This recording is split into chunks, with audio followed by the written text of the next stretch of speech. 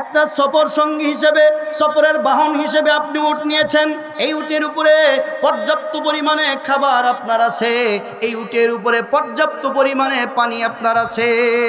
কিন্তু কিছু দূর যাওয়ার পর যখন দুপুর হয়ে গেল, অর্ধেকটা পথ আপনি চলে গিয়েছেন, এখন মাঝামাঝি অবস্থায় ক্লান্ত হয়ে আপনি দুপুরবেলা ঘুমিয়ে পড়ছেন।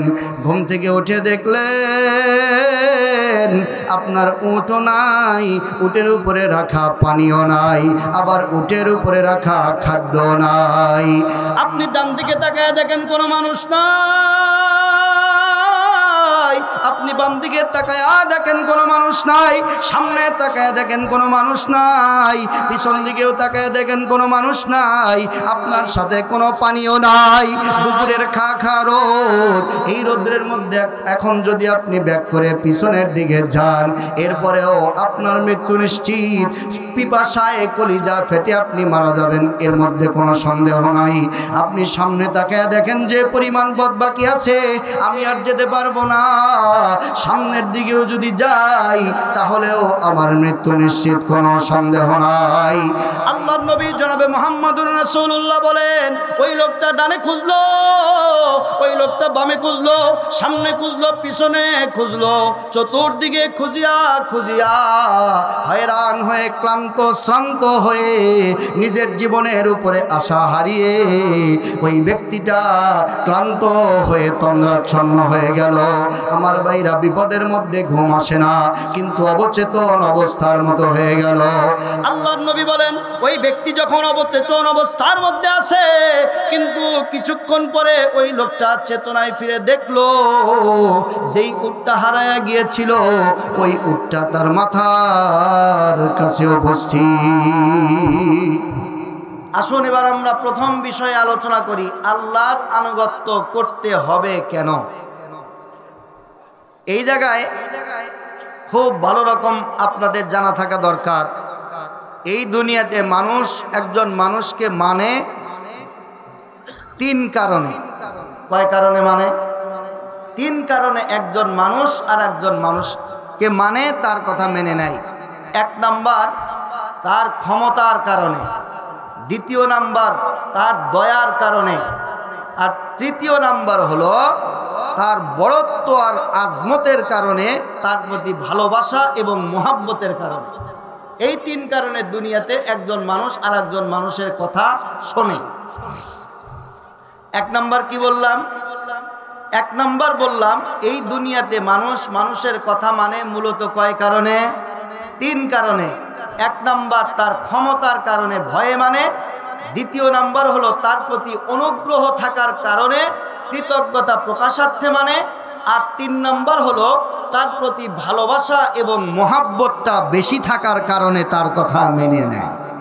যেমন আমরা আমাদের দেশে দুইটা দল আছে, একটা দল এখন নাই, একটা হলো আওয়ামী লীগ আর একটা হলো বিএনপি। স্বাধীনতার পর থেকে নিয়ে এরশাদ চাচা সহ আরও অল্প কিছু সময় বাদে মেজর সময় এই দুই দল ক্ষমতায় ছিল। ছিল কি ছিল না? উদাহরণ দিলে আপনারা ভালো বুঝবেন।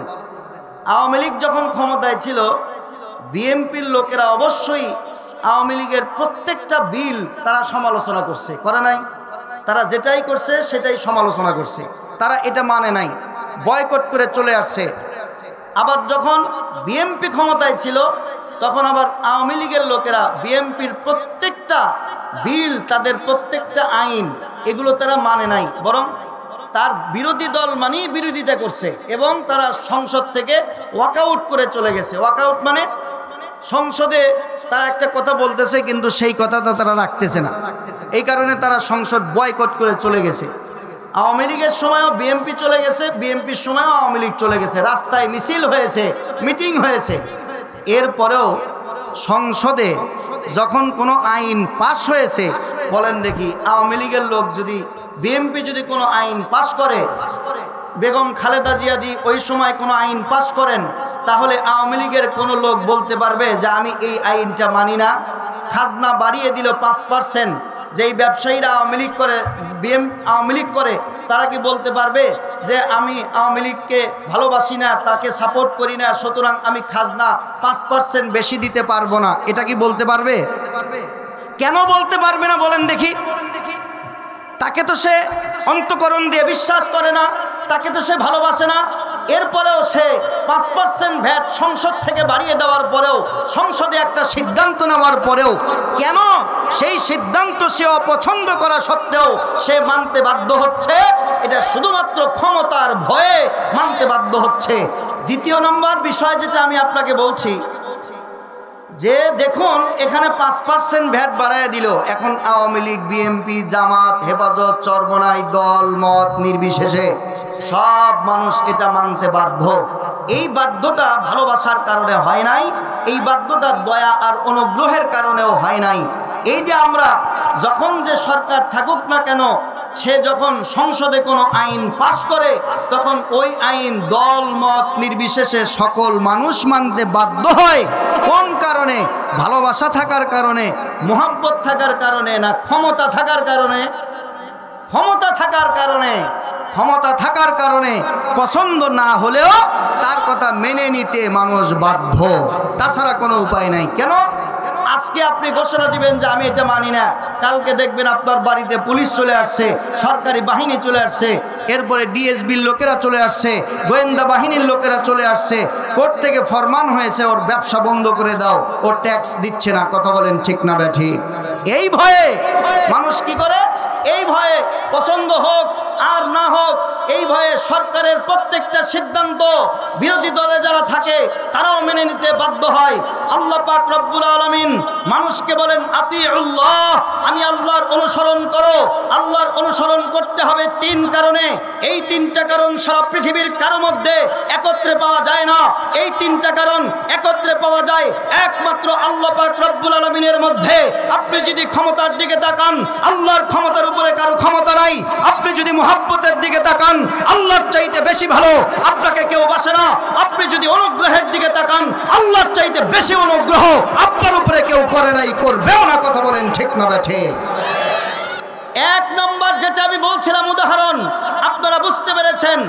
দ্বিতীয় নম্বর যেটা বলছিলাম সেটা হলো আল্লাহ পাক রব্বুল আলামিন এই দুনিয়ার মধ্যে মানুষ মানুষকে মানে। দ্বিতীয় নম্বর কারণ অনুগ্রহের কারণে, দয়ার কারণে।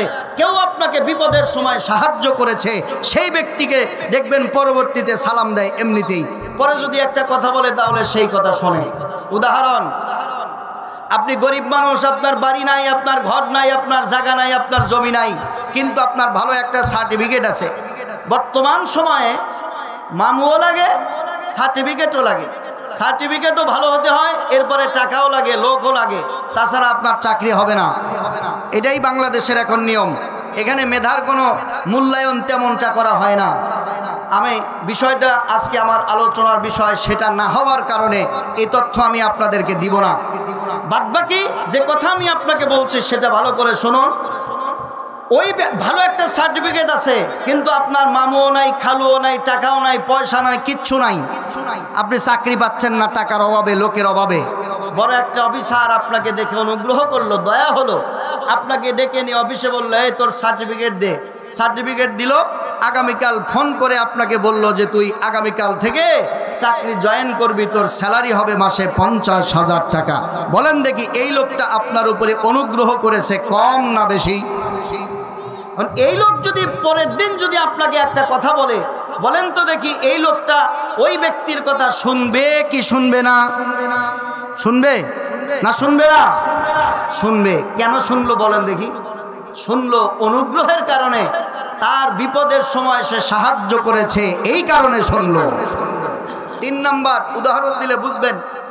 3 নম্বর, একজন মানুষ আর একজন মানুষকে তার কথা শোনে, তার কথা আমলে নেয়, তার কথা মানে মায়া আর মহাব্বতের কারণে। তো মহাব্বত আর ভালোবাসার কারণে একজন মানুষ আর একজন মানুষের কথাকে মান্য করে। খেয়াল করেন, কিসের কারণে? ভালোবাসার কারণে, মহাব্বতের কারণে। এই যে আমরা আমাদের বাবাজি যারা আছে, বাবাই বলে ওইদিকে যেও না, মা বলে ওইদিকে যেও না, তারপরে পচা পাকারে গিয়ে শিং দিও না। এরপরে যখন রাত 3টের সময় ফোন দেয়, দুনিয়ার সব জাল ছিন্ন করে টনটনা শীতের মধ্যে বান্দা যায় হাজির। আছে না নাই? আর একটু জোরে বলেন, আছে না নাই? টাকা দিয়ে গেছে, টাকা দিয়ে গেছে, এটা যারা বোঝার তারা বুঝছে, যারা বোঝে নাই ওরা বুঝবো না, সব কিছু বোঝার দরকারও নাই। তো উনি তো ওই যে রাত 3টার সময় যে আপনি গেলেন, 2টার সময় যে গেলেন, বাবার থেকে টাকা নিয়ে যে আপনার জামা না কিনে তার জামা, আর হলো আপনি এই যে কি আশকরা মস্করা এগুলো কিনে দেন, এই যে টাকা খরচ করেন, সে যা বলে আপনি তাই শোনেন, এটা কিসের কারণে? এটা মোহাব্বতের কারণে, এটা ভালোবাসার কারণে। আমার জান বলছে, জান থাকতে তার কথা আর অমান্য করা যাবে? হ্যাঁ, এই 3 কারণে একজন মানুষ আর একজন মানুষের কথা মানে। আল্লাহ পাক রব্বুল আলামিন বলেন, এ দুনিয়ার মানুষ তুমি আমাকে কেন মানবে না? আমি আল্লাহ তাআলার মধ্যে এই 3টা গুণ একত্রে বিদ্যমান, যা দুনিয়ার অন্য কারোর মধ্যে নাই। জোরে কোন আল্লাহু আকবার। 1 নম্বর গুণ আল্লাহকে মানতে হবে। 1 নম্বর গুণ, আপনি যদি আল্লাহর ক্ষমতার দিকে তাকান, আল্লাহর ক্ষমতার দিকে যদি আপনি তাকান, তাহলে এই কথা প্রত্যেক মুমিন মুসলমান এই কথা ঘোষণা দিতে বাধ্য হবে যে আমি যেই প্রধানমন্ত্রীর ক্ষমতার কারণে তার হুকুমটা আমি মানলাম, তার চাইতে আমার আল্লাহর ক্ষমতা, তার ক্ষমতার সাথে কোনো তুলনাই হবে না। দুনিয়ার প্রেসিডেন্ট আর প্রধানমন্ত্রী, সেনাপ্রধান আর অফিসার সবগুলোকে এক জায়গায় জড়ো করলে তাদের ক্ষমতা কতটুকু হবে? বলে 55,000 বর্গ মাইলের বাইরে বাংলার প্রধানমন্ত্রীর কথা চলে না। বাংলাদেশের প্রধানমন্ত্রীর পদ যখন থাকে না, তখন আর তার কথা চলে না। আজকে সিংহাসন, তো কালকে আবার তাকে জেলের মধ্যে যেতে হয়। আজকে অফিসার, তার কথা মানা হয়, কালকে যদি অফিসার না থাকে তাহলে আবার পুলিশটাকে কালকে রাস্তার মধ্যে পাইলে মারে। তাদের ক্ষমতা তো এতটুকু। আর আল্লাহর ক্ষমতা হলো লা ইবতিদা আলাহু ওয়ালা ইনতিহা আলাহু। আল্লাহর ক্ষমতার কোনো শুরু নাই, আল্লাহর ক্ষমতার কোনো শেষ নাই। আল্লাহর ক্ষমতা হলো কদিম, আল্লাহর ক্ষমতা হলো আজালি। আমরা যখন দুনিয়াতে ছিলাম তখনও আল্লাহর ক্ষমতা ছিল, আমরা যখন দুনিয়াতে ছিলাম না তখনও আল্লাহর ক্ষমতা ছিল, আমরা যখন দুনিয়াতে থাকবো না তখনও আল্লাহর ক্ষমতা থাকবে। দুনিয়ার প্রেসিডেন্ট আর প্রধানমন্ত্রীর ক্ষমতা বাস্তবায়ন করার জন্য পুলিশের প্রয়োজন হয়, ক্ষমতা বাস্তবায়নের জন্য আইন শৃঙ্খলা রক্ষাকারী বাহিনীর প্রয়োজন হয়। আমার আল্লাহর ক্ষমতা প্রয়োগ করার জন্য কোনো পুলিশ বাহিনীর দরকার হয় না। আমার আল্লাহ কোন বললেই সাথে সাথে হয়ে যায়। কথা বলেন ঠিক না ঠিক? সুতরাং ক্ষমতার কারণে যদি কারো কথা মানতে হয়, তাহলে একমাত্র আল্লাহর কথাই মানতে হবে, আর কারো কথা মানা যাবে না, যত বড় ক্ষমতাশালী হোক না কেন। কথা বলেন ঠিক না ঠিক? কিভাবে বিষয়টা বোঝার চেষ্টা করেন। চেয়ারম্যানের ক্ষমতা বেশি না এমপির ক্ষমতা বেশি? আওয়াজ করতে হবে, চেয়ারম্যানের ক্ষমতা বেশি না এমপির ক্ষমতা বেশি? চেয়ারম্যান সাহেবে বলছে এমপি সাহেবের পক্ষে থাকা যাবে না, আর এমপি সাহেব বললেন আমার পক্ষে যারা না থাকবে তাদের 12টা বেজে যাবে। বলেন তো দেখি আপনারা কার কথা শুনবেন? না, ভালো করে আওয়াজ করে বলেন, কার কথা শুনবেন? এমপির কথাই শুনতে হবে। সেলিম সাহেব এমপি হয়ই নাই, একেবারে সোজা কথা যেটা। এরপরেও কনক চাপার দলে যারা আছে ওরা ভয়ে ভয়ে চুপে চুপে আছে। কথা বলেন ঠিক না? ঠিক, প্রকাশ্যে কিন্তু বের হয় না। আর যদি এমপি হয়ে যায় তাহলে বিরোধিতা করার কোনো সুযোগ আছে? বিরোধিতা করার কোনো সুযোগই নাই। আবার যদি কনক চাপে এমপি হয়ে যায় তাহলে আজকে যারা আছে এরা আবার তখন ভয়ে থাকবে। কেন? এটা ক্ষমতার কারণে। এখন যে ক্ষমতায় আছে তার সাথে তার চেয়ে উপরের তবকার কেউ যদি নির্দেশ করে, তখন মানুষ কিন্তু তার চেয়ে যে ছোট তার কথা কিন্তু আর মানে না। চেয়ারম্যান যত বড়ই হোক না কেন বলবে যে আপনার সব কথা মানবো, কিন্তু এমপির কথার বাইরে যেতে পারবো। কারণ এমপি যদি আমাকে ধরে তাহলে কিন্তু আপনি আর আমাকে বাঁচাইতে পারবেন না, কাজে আপনার কথা আমি এখন শুনতে পারবো না। এটাই জনগণ বলে, এটাই আমরা দুনিয়াতে হয়ে আসতে দেখতেছি। সুতরাং এখন আপনি আপনাকে প্রশ্ন করেন, আমি আমাকে প্রশ্ন করি, আপনি আপনার সমাজের কাছে প্রশ্ন রাখেন। আপনারা একটা কথার জবাব দিবেন আগে, যে এই দুনিয়ার যত বড় প্রভাবশালী, যত বড় ক্ষমতাবান ব্যক্তি হোক না কেন, তার ক্ষমতার চাইতে কি আমার আল্লাহর ক্ষমতা ছোট না বড়? না, আপনাদের আওয়াজ অনুযায়ী মনে হয় যে আল্লাহটা কিছুটা ছোট। একটু আওয়াজ করে বলেন, দুনিয়ার প্রেসিডেন্টের চাইতে আল্লাহর ক্ষমতা কম না বেশি? রাষ্ট্রপ্রধানের চাইতে আল্লাহর ক্ষমতা কম না বেশি? সেনা প্রধানের চাইতে আল্লাহর ক্ষমতা কম না বেশি?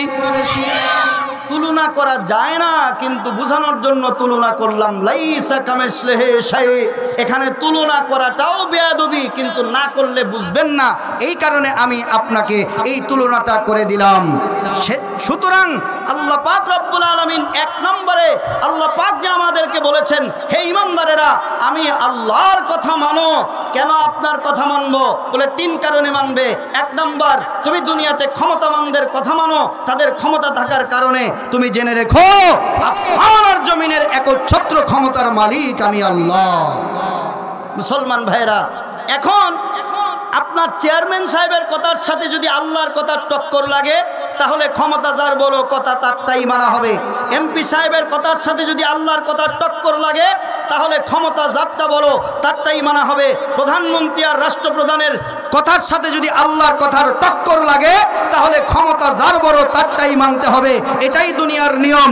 এটাই যদি দুনিয়ার নিয়ম হয়, আপনি প্রশ্ন করেন আল্লাহ পাক বলেছেন সুদ চলবে না, আজও কেন সুদ চলে? আল্লাহ পাক বলেছেন জুয়া চলবে না, আজও কেন জুয়ার বৈধতা দেওয়া হয়? আল্লাহ পাক বলেছেন যে মদ চলবে না, আজও কেন মদের বৈধতা দেওয়া হয়? পৃথিবীর কোন পার্লামেন্ট মদের বৈধতা ছিল যখন আল্লাহ পাক রব্বুল আলামিন সেটাকে নিষেধ করেছেন? পৃথিবীর কোন পার্লামেন্ট সুদকে বৈধ করলো যখন আল্লাহ পাক সেটাকে নিষেধ করেছেন? পৃথিবীর কোন পার্লামেন্ট নিজের পক্ষ থেকে আইন বানালো যখন আল্লাহ পাক নিজেদের জন্য আইনকে নির্দিষ্ট করে দিয়েছেন? কারা যাত্রার পারমিশন দিল যখন আল্লাহ যাত্রাকে হারাম করেছেন?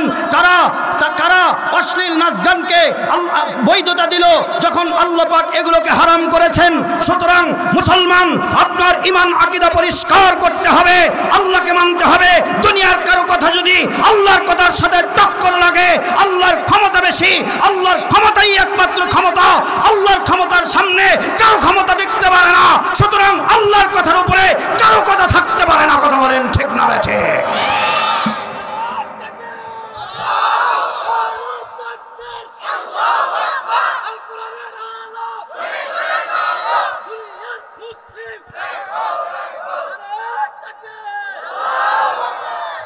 বেজার হলেন? গতকালকে আমি গিয়েছিলাম সোনাতলা, সেখানে রেন্টু সাহেব, সেখানকার বিএনপির একজন অনেক বড় নেতা, মাশাআল্লাহ খুব সুন্দর দাড়ি। উনি আমাকে একটা কথা বললেন যে হুজুর, আমার সাথে অনেক গল্প হলো, স্টেজে অনেক গল্প হলো। ওনার সাথে আমি যখন গল্প করি তখন আর একজন নেতা বক্তব্য দিচ্ছিলেন। বক্তব্যের শেষে বললেন যে দেখেন, আমরা এমন একজন নেতার দল করি, তাকে যখন সার্কিট হাউসে নির্মমভাবে হত্যা করা হয়, আল্লাহ পাক তাকে শাহাদতের মর্যাদা দান করেন। বলেন আমিন। অনেক ভালো কাজ করেছেন শহীদ প্রেসিডেন্ট জিয়াউর রহমান। তখন তার ব্রিফকেসের মধ্যে যে কয়টা জিনিস পাওয়া গেছে, তার মধ্যে জায়নামাজ ছিল, তার মধ্যে কোরআন শরীফ ছিল। প্রিয় মুসলমান ভাইরা, খেয়াল করেন, আল্লাহর পয়গম্বর বলেন আল্লাহ পাক রব্বুল আলামিন তার বান্দাদেরকে এ পরিমাণ ভালোবাসেন, এ পরিমাণ মহব্বত করেন, এ পরিমাণ ভালোবাসা তার বান্দাদের উপরে আল্লাহ পাকের, যে আল্লাহর কোনো বান্দা 40 বছর গুনাহ করেছে, 50 বছর গুনাহ করেছে, 60 বছর গুনাহ করেছে, এই বান্দা যদি আল্লাহ পাক রব্বুল আলামিনের কাছে তওবা করে ফিরে যায়, সে যদি 50 বছর পরে আল্লাহর কাছে ফিরে গিয়ে বলে আল্লাহ আমি 50 বছর আপনার কথা মানতে পারি নাই, আমাকে মাফ করে দেন, আল্লাহ পাক রব্বুল আলামিন বলেন ইন্নাহু হুয়াত তাওয়াবুর রহিম, আল্লাহ তাআলা সাথে সাথে সেই বান্দার গুনাহকে মাফ করে দেন। মুসলমান বন্ধুরা, আমার সময় আমার হাতে খুবই অল্প থাকার কারণে আর মাত্র 15 থেকে 20 মিনিটের মধ্যে আপনাদের মাঝখান থেকে বিদায় নেব। আল্লাহর পয়গম্বর জনাবে মুহাম্মদুর রাসূলুল্লাহ সাল্লাল্লাহু আলাইহি ওয়াসাল্লাম বলেন, এ দুনিয়ার মানুষেরা, তোমার মা বাবা তোমাকে যতটা ভালোবাসে তার চাইতে লক্ষ কোটি গুণ বেশি তোমার আল্লাহ তোমাকে বাসেন। তোমার স্ত্রী তোমাকে যে পরিমাণ ভালোবাসে তার চাইতে আল্লাহর ভালোবাসা বেশি। তোমার সন্তান তোমাকে যে পরিমাণ ভালোবাসে তার চাইতে আল্লাহর ভালোবাসা তোমার উপরে বেশি। এখন বলবেন কি করে আল্লাহর ভালোবাসা বেশি হয়? আল্লাহর পয়গম্বর বলেন, আল্লাহ পাক রব্বুল আলামিন কোন বান্দা যখন অপরাধ করে আল্লাহর কাছে ফিরে যায়, আল্লাহ পাক রব্বুল আলামিনের কুদরতি অন্তর কি পরিমাণ খুশি হয়। হাদিস পাকের মধ্যে পয়গম্বর মুহাম্মদুর রাসূলুল্লাহ সাল্লাল্লাহু আলাইহি ওয়াসাল্লাম উদাহরণ দিয়ে বলেন যে আপনি মরুভূমির মধ্যে হয়তো গিয়েছেন, এই মরুভূমির ভিতরে লম্বা একটা পথ আপনি সফর করে পাড়ি দিবেন। একটা সফর সঙ্গী হিসেবে, সফরের বাহন হিসেবে আপনি উট নিয়েছেন। এই উটের উপরে পর্যাপ্ত পরিমাণে খাবার আপনার আছে, এই উটের উপরে পর্যাপ্ত পরিমাণে পানি আপনার আছে। কিন্তু কিছু দূর যাওয়ার পর যখন দুপুর হয়ে গেল, অর্ধেকটা পথ আপনি চলে গিয়েছেন, এখন মাঝামাঝি অবস্থায় ক্লান্ত হয়ে আপনি দুপুরবেলা ঘুমিয়ে পড়ছেন। ঘুম থেকে উঠে দেখলেন আপনার উটও নাই, উটের উপরে রাখা পানিও নাই, আবার উটের উপরে রাখা খাদ্য নাই। আপনি ডান দিকে তাকায় দেখেন কোনো মানুষ নাই, আপনি বাম দিকে তাকায় দেখেন কোনো মানুষ নাই, সামনে তাকায় দেখেন কোনো মানুষ নাই, পিছন দিকেও তাকায় দেখেন কোনো মানুষ নাই, আপনার সাথে কোনো পানিও নাই। দুপুরের খা রোদ, এই রোদ্রের মধ্যে এখন যদি আপনি ব্যাক করে পিছনের দিকে যান, এরপরেও আপনার মৃত্যু নিশ্চিত। পিপাসায় কলিজা ফেটে আপনি মারা যাবেন, এর মধ্যে কোনো সন্দেহ নাই। আপনি সামনে তাকায় দেখেন যে পরিমাণ পথ বাকি আছে, আমি আর যেতে পারবো না, সামনের দিকেও যদি যাই তাহলেও আমার মৃত্যু নিশ্চিত, কোনো সন্দেহ নাই। আল্লাহর নবী জনাবে মুহাম্মদুর রাসূলুল্লাহ বলেন, ওই লোকটা ডানে খুঁজলো, ওই লোকটা বামে খুঁজলো, সামনে খুঁজলো, পিছনে খুঁজলো, চতুর্দিকে খুঁজিয়া হয়রান হয়ে ক্লান্ত শ্রান্ত হয়ে নিজের জীবনের উপরে আশা হারিয়ে ওই ব্যক্তিটা ক্লান্ত হয়ে তন্দ্রাচ্ছন্ন হয়ে গেল। আমার ভাইরা, বিপদের মধ্যে ঘুম আসে না, কিন্তু অবচেতন অবস্থার মতো হয়ে গেল। আল্লাহর নবী বলেন, ওই ব্যক্তি যখন অবচেতন অবস্থার মধ্যে আছে, কিন্তু কিছুক্ষণ পরে ওই লোকটা চেতনায় ফিরে দেখলো যেই উটটা হারায়া গিয়েছিল ওই উটটা তার মাথার কাছে উপস্থিত। এবার চিন্তা করেন, আল্লাহর নবী মুহাম্মদুর রাসূলুল্লাহ বলেন, জনাবে মুহাম্মদুর রাসূলুল্লাহ সাল্লাল্লাহু আলাইহি ওয়াসাল্লাম বলেন, ওই ব্যক্তি ওই সময় কি পরিমাণ খুশি হবে তোমরা একটু খেয়াল করো। ওই ব্যক্তি জানে নিশ্চিত আমার মৃত্যু, কিছুক্ষণ পরেই আমি মারা যাব, সামনের দিকেও গেলে আমার মৃত্যু, পিছনের দিকেও গেলে আমার মৃত্যু, আমি যদি ডান দিকে যাই এরপরেও আমার মৃত্যু, আমি যদি বাম দিকে যাই এরপরেও আমার মৃত্যু ছাড়া আমার কোনো উপায় নাই। আল্লাহর পয়গম্বর বলেন, ওই ব্যক্তি যখন কিছুক্ষণ পরে ঘুম থেকে উঠে দেখলো যেই উটটা দুপুরবেলা হারিয়ে গিয়েছিল ওই উটটা তার সামনে এসে উপস্থিত। আল্লাহর নবী সাহাবীদেরকে ডেকে বলেন, ও আমার সাহাবীরা, তোমরা বলো দেখি ওই ব্যক্তি কি পরিমাণ খুশি হয়। সাহাবায়ে কেরাম জবাব দিলেন, ইয়া রাসূলুল্লাহ, ইয়া হাবিবাল্লাহ, ইয়া শাফিউল মুজনিবিন, ইয়া রাহমাতাল লিল আলামিন। তখন আল্লাহর নবীকে সাহাবায়ে কেরাম বলেন, ওই ব্যক্তির মতো খুশি আর দুনিয়ার কেউ হবে না, তার কারণ নিশ্চিত মৃত্যুর মুখ থেকে ঘুরে আসছে। আল্লাহর নবী সাহাবীদেরকে ডেকে বলেন, ও আমার সাহাবীরা, ওই ব্যক্তি উট হারাবার পর, উট পাওয়ার পরে যে পরিমাণ খুশি হয়, 40 বছর নামাজ পড়ে নাই, 50 বছর নাফরমানি করেছে, 60 বছর আল্লাহর গোলামি করে নাই, 70 বছর আল্লাহর হুকুম মানে নাই, দুনিয়ার মধ্যে খারাপই এমনটা নাই যা করে নাই, জিনা করেছে, চুরি করেছে, নামাজ পড়ে নাই, অন্যের সাথে খারাপ ব্যবহার করেছে, দুনিয়ার মধ্যে এমন কোনো পাপ নাই যেই পাপটা তার দ্বারা হয় নাই।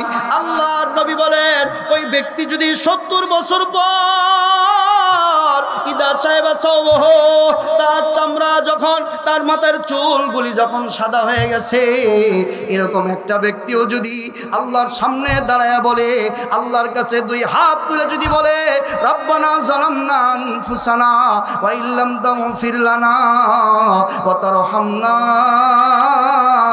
লানাকুনান্না মিনাল খাসিরিন, এরকম করে যদি দুই হাত আকাশের দিকে উঠায় বলে আল্লাহ এতদিন পর্যন্ত পাপ করছি বুঝিলাই, কিন্তু তোমার গোলাম তোমার দরবারে উপস্থিত বড়দরা আমদ বান্দায়ে বা গরিখতা আবরুয়ে খুদবাই সিয়ারি খিতা, লজ্জিত হয়ে অনুতপ্ত হওয়ার পরে ওই লোক যদি এরকম করে আল্লাহর কাছে বলে বড়দরা আমদ বান্দায়ে বা গরিখতা আবরুয়ে খুদবা সিয়ারি খিতা, আল্লাহ তোমার অপরাধী বান্দা তোমার দরবারে হাজির, এরকম করে যদি দুই ফোঁটা চোখের পানি ফালায়, অথবা ওই লোকটা যদি আল্লাহর কুদরতি কদমে সেজদা দিয়া আল্লাহ পাক রব্বুল আলামিনকে বলে আল্লাহ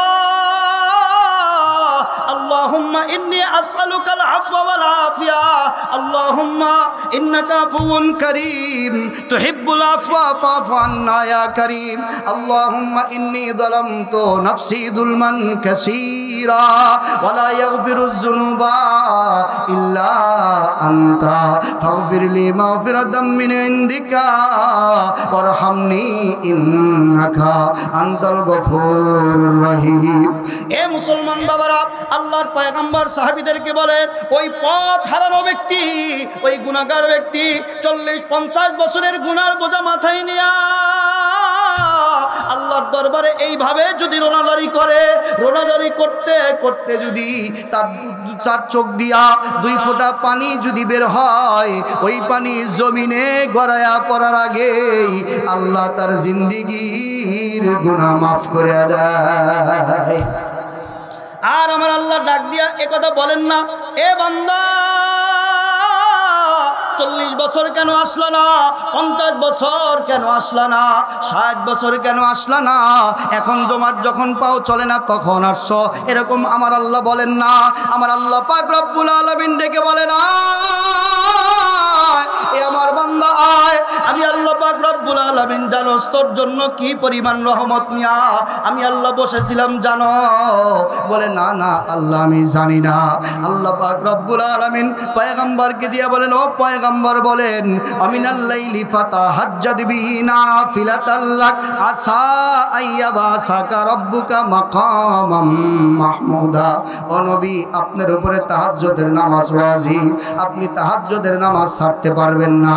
এই তাহাজ্জুদের বিনিময়ে আল্লাহ আপনাকে কিয়ামতে এমন একটা সম্মান দিবেন যেই সম্মান আল্লাহ দুনিয়ার কোন নবীকে দেয় নাই। আল্লাহ পাক বলেন আমিনাল লাইলি ফাতাহাজ্জাদ বিহি নাফিলাতাল লাক আসা আইয়াবাসাকা রব্বুকা মাকামাম মাহমুদা। আল্লাহর নবী বলেন যে আল্লাহ পাক রব্বুল আলামিন তার জিন্দেগীর গুনাহগুলিকে মাফ করে দেন। এখন পৃথিবীর মধ্যে আপনি চিন্তা করেন, আপনি যদি 2 বার, আপনার 3 বার, 4 বার, 5 বার আপনার শিক্ষকের কথা অমান্য করেন, তাহলে ওই শিক্ষক আর আপনাকে পড়াইতে চায় না। ওই শিক্ষক আপনাকে টিসি দিয়ে বের করে দেয়, আমার বিদ্যালয় থেকে চলে যা, তোর মতো ছাত্র আমার বিদ্যালয়ে জায়গা হবে না। কথা বলেন ঠিক না ভাই? ঠিক। আমরা যারা দল করি তারা আপনারা দেখে থাকবেন, এই যে গত নির্বাচন যে হলো, এই নির্বাচনে শুধুমাত্র দলীয় সিদ্ধান্ত অমান্য করার কারণে অনেক পুরান আওয়ামী লীগের নেতাকে বহিষ্কার করে দেওয়া হয়েছে। দল থেকে তাকে নমিনেশন দেয় নাই, কিন্তু বিদ্রোহী প্রার্থী হিসেবে দাঁড়িয়েছিল, তার কথা মানে নাই, এ কারণে কিন্তু তার দলের পদ গেছে, পদবি গেছে, সব গেছে। আছে না নাই? আছে। নেতার কথা না মানলে 1 বার 2 বার তাকে এখরাজ করে দেয়, বের করে দেয়। শিক্ষকের কথা না মানলে 3 বারের বেলা টিসি দিয়ে বের করে দেয়। বাপ মায়ের কথা না মানলে বাপ মা তার জন্য তার দুয়ারকে বন্ধ করে দেয়। আল্লাহ পাক বলেন আমি তোর বাবার চাইতে তোকে বেশি ভালোবাসি, আমি তোর সন্তানের চাইতে তোকে বেশি ভালোবাসি, আমি তোর স্ত্রীর চাইতে তোকে বেশি ভালোবাসি, আমি তোর দলের নেতার কর্মীর চাইতে তোকে বেশি ভালোবাসি, আমি তোর শিক্ষকের চাইতে তোকে বেশি ভালোবাসি, আমি দুনিয়ার সবার চাইতে তোকে বেশি ভালোবাসি। তুই 40 বছর আমার নামাজ কাজা করছো, আমি আল্লাহ তোকে আযাব দিয়া নষ্ট করে মেরে ফেলি নাই। তুই 40 বছর আমার নাফরমানি করছো, আমি আল্লাহ তোকে কিছুই বলি নাই। আজ 40 বছর পরে আমার দরবারে আসছো, আমি আল্লাহ তোকে মাফ করে আমার রহমতের কোলে উঠায় নিলাম। জোরে কোন সুবহানাল্লাহ। এই ভালোবাসার কারণে হলেও আল্লাহর কথা আপনাকে মানতে হবে, ভালোবাসার কারণে হলেও আল্লাহর কথা আপনাকে মানতে হবে। আল্লাহ এ পরিমাণ ভালোবাসেন, এরপরেও বাবাজি বলেন কয়টা হুকুম আমরা আল্লাহর মানতেছি। আমাদের মতো নেমক হারাম এ দুনিয়ার মধ্যে আর কারা আছে যারা ভালোবাসার নেমক হারামি করে? আমাদের মতো নেমক হারাম দুনিয়াতে আর কারা আছে? এটাই তো আল্লাহ পাক কোরআনে বলেন, আমি তোকে কি পরিমাণ ভালোবাসছি রে তুই জানোস না? ইয়া আইয়ুহাল ইনসান মা গাররাকা বিরাব্বিকাল কারীম আল্লাযী খালাকাকা ফাসাওয়াকা ফাআদালাক ফি আইয়ি সূরাতিন মা শাআ রাক্কাবাক। আল্লাহ পাক বলেন, বল তোর জন্য কি করি নাই? ভালোবাসার এমন কোন দিক আছে যা আমি তোর জন্য রাখি নাই? সুতরাং ভালোবাসার কারণে হলেও একমাত্র কাকে মানতে হবে?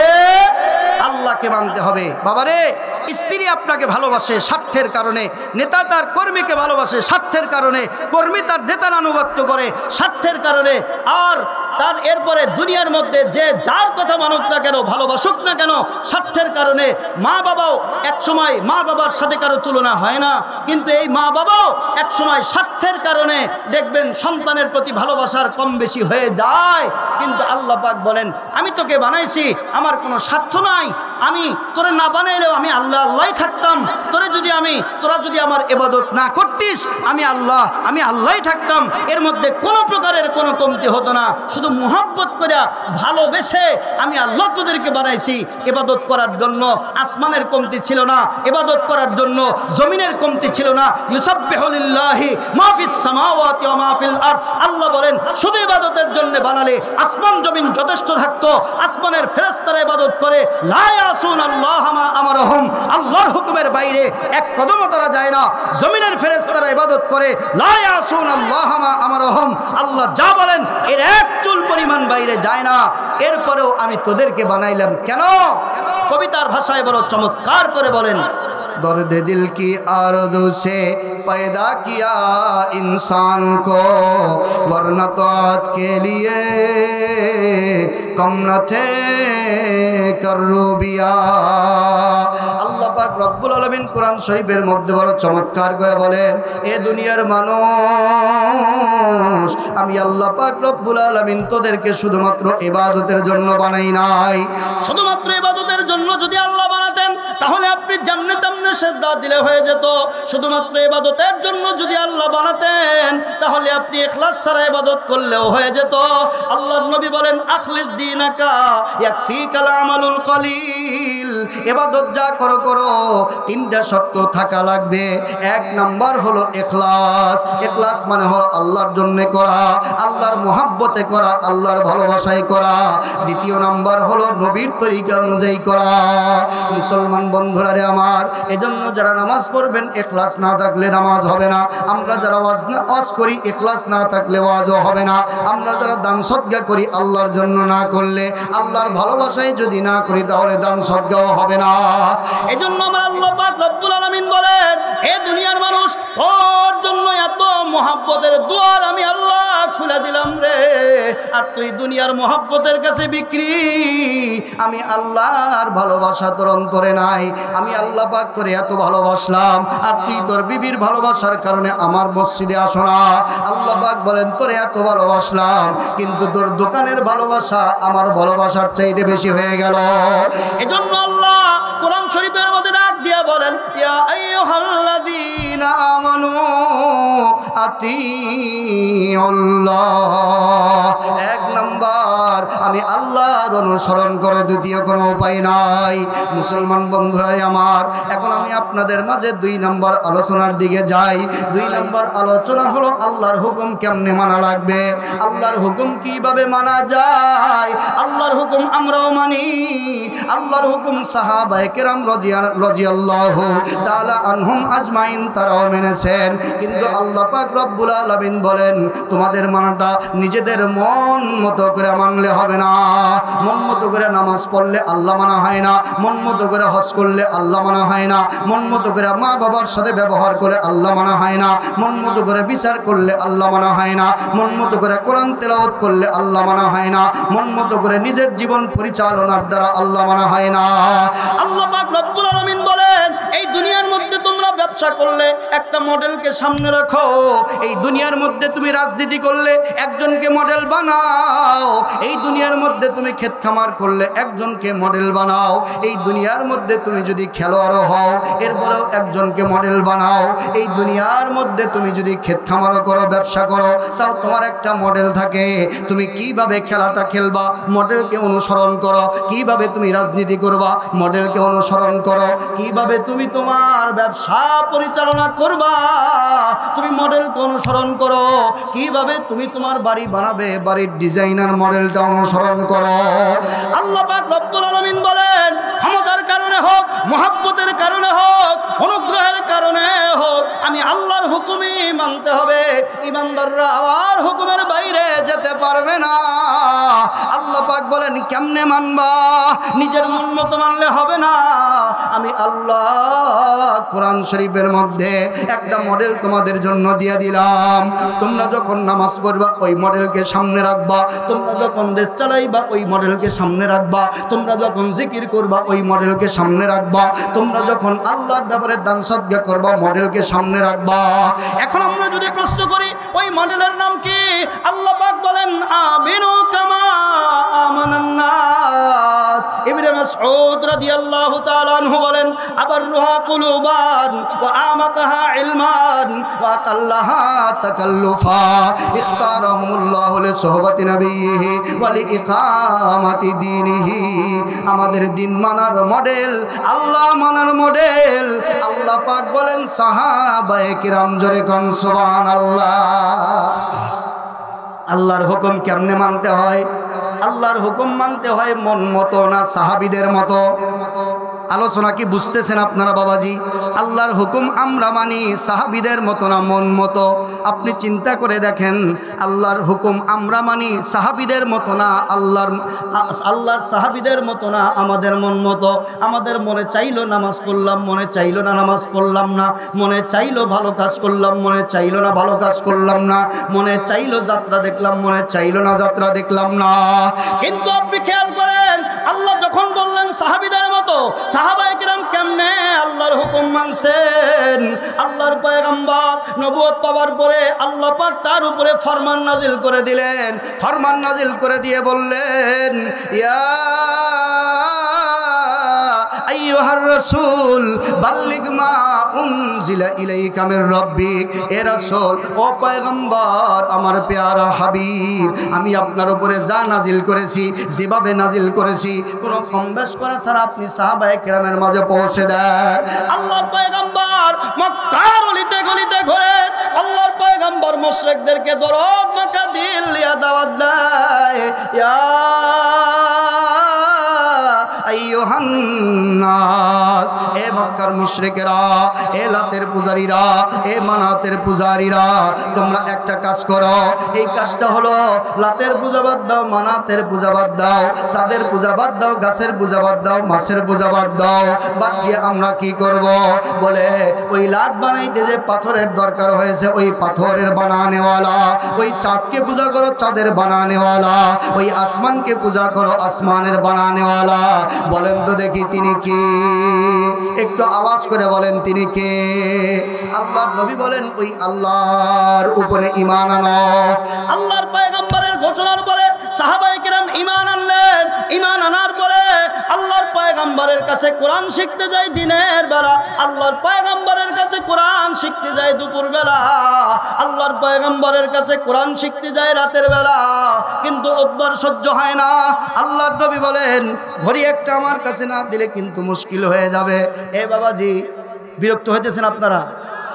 আমি তিনটা স্লোগান দেব, তিনটা স্লোগানই দরকার। আমাদের দেশে শুধু দুইটা স্লোগান হয়, একটা স্লোগান হয় না।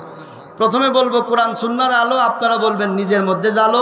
দ্বিতীয়বার বলবো কোরআন সুন্নাহর আলো, আপনারা বলবেন ঘরে ঘরে জ্বালো। তৃতীয়বার বলবো কোরআন সুন্নাহর আলো, আপনারা বলবেন সংসদে জ্বালো। সংসদে হলো 3 নম্বরে, আগের দুইটা। সিঁড়ি যদি আপনি দুইটা না দেন, লাভ দিয়ে কি আপনি গাছের আগায় উঠতে পারবেন? হ্যাঁ, নিজের মধ্যে যদি জ্বালানো হয় তাহলে ধীরে ধীরে সংসদ পর্যন্ত যাওয়া সম্ভব। আর যদি নিজেদের মধ্যে না জ্বালি তাহলে শুধুমাত্র স্লোগান দিয়া সংসদে কোরআন বাস্তবায়ন করা যাবে।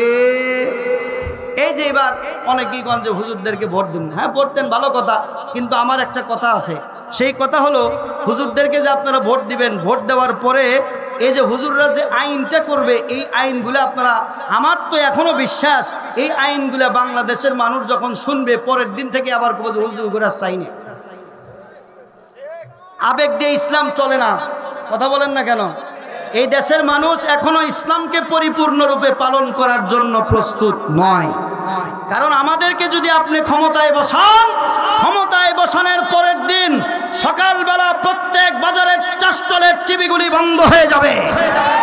আমাদেরকে যদি আপনারা ক্ষমতায় বসান, পরের দিন আমরা অধ্যাদেশ জারি করে বলবো বাংলাদেশের ভিতরে কোনো বিদেশি অশ্লীল চ্যানেল চলবে না। আমরা বলবো ভারতীয় স্টার জলসা চলবে না। আমরা বলবো খারাপ ওয়েবসাইটগুলি চলবে না। আমরা বলবো গেজেটের যে সমস্ত অফিসারেরা চোরাই কারবারের সাথে লিপ্ত তাদের হাত কেটে দিতে হবে। ওই সেক্রেটারিয়েট থেকে দেন তাকবীর দেন, সমস্যা নাই, দেন তাকবীর দেন। আরে না, হ্যাঁ বলেন, বলার আওয়াজ ছেড়ে দিয়ে বলেন।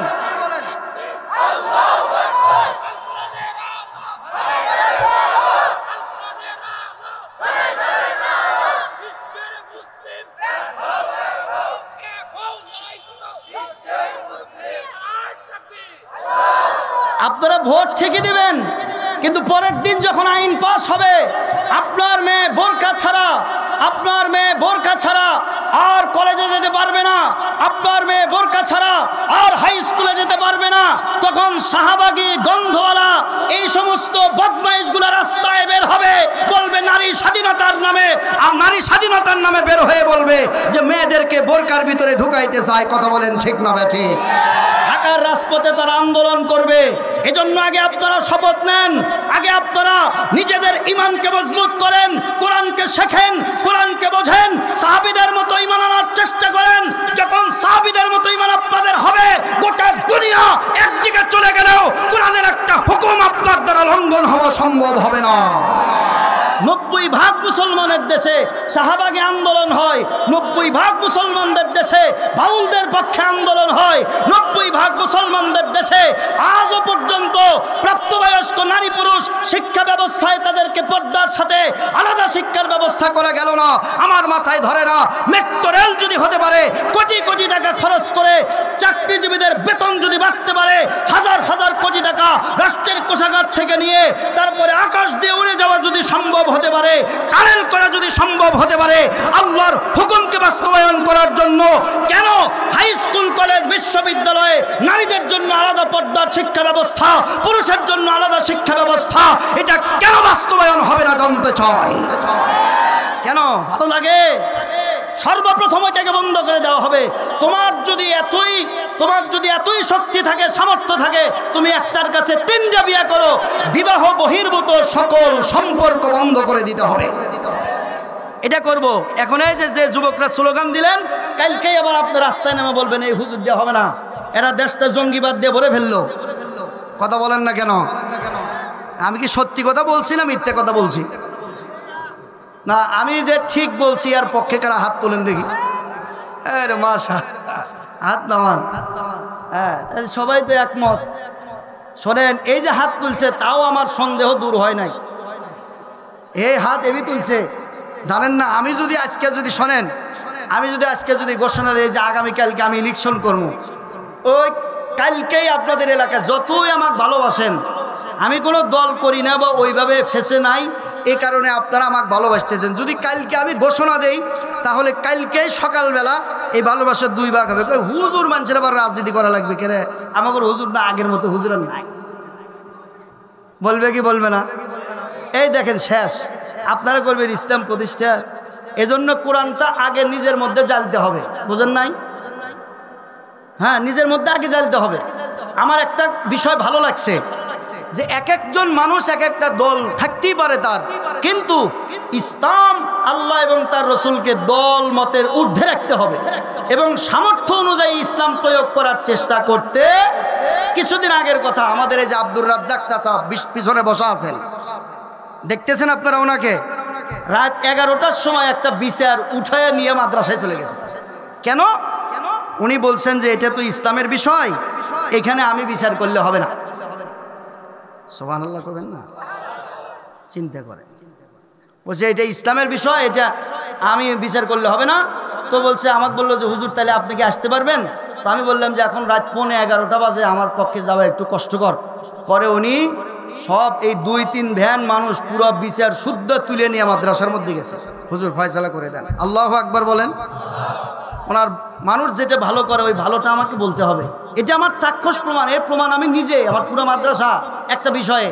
এখন চিন্তা করেন, ইনি একটা বিচার নিয়ে গেছে, যদি সব বিচার নিয়ে এনার মতো দল মত নির্বিশেষে সব নেতারা যদি কোরআনের কাছে প্রত্যাবর্তন করত, ইয়াবাখোর, গাঞ্জাখোর, চুরি, বাটপারি, জেনা, ব্যভিচার আর ধরা পড়া একটাও সমাজের মধ্যে থাকতো না। টাকা দিয়ে বিচার হয়ে যায়, ম্যানেজ হয়ে যায়, এগুলো দেখা বাস্তবতা আমাদের চোখে। সব একরকম হয় না। আপনার কাছে বিচার আসলে আগে আল্লাহর কোরআনের কাছে যেতে হবে। যদি যেতে পারেন মুসলমান, যদি যেতে না পারেন আপনি